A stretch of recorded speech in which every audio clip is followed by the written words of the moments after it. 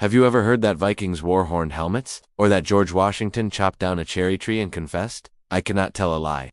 These stories are everywhere in cartoons, movies, even some textbooks. But guess what? They're not true. They're myths. Stories we've told ourselves for so long that they feel like history. Welcome to our channel, where today we re-diving into the fascinating world of Ahistoric narratives, the myths we create, and why we cling to them so tightly. These stories aren't just innocent mistakes, they often serve a purpose.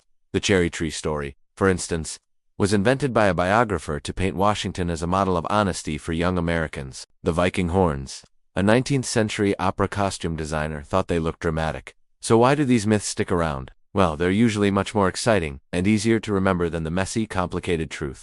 A simple story about a hero or a villain is more compelling than a nuanced historical analysis. These narratives help shape our national identity, our values, and our sense of shared culture. They give us heroes to look up to and cautionary tales to learn from, even if the details are completely made up. But here's the problem. When we mistake these myths for facts, we lose touch with the real past. We oversimplify complex events and people. For example, thinking of the American Revolution as just a straightforward fight for freedom ignores the deep divisions among the colonists and the complicated realities of the time. The real history is often more surprising and more human than any myth. Unpacking these ahistoric narratives isn't about ruining good stories. It's about becoming better, critical thinkers. It's about asking, where did this story come from? Who benefits from it? And what does the actual evidence say?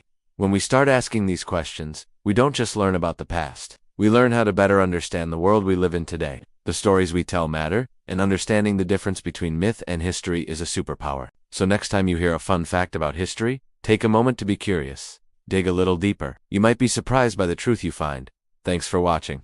If you enjoyed this journey into historical myths, don't forget to like, subscribe, and hit that notification bell for more deep dives. See you next time.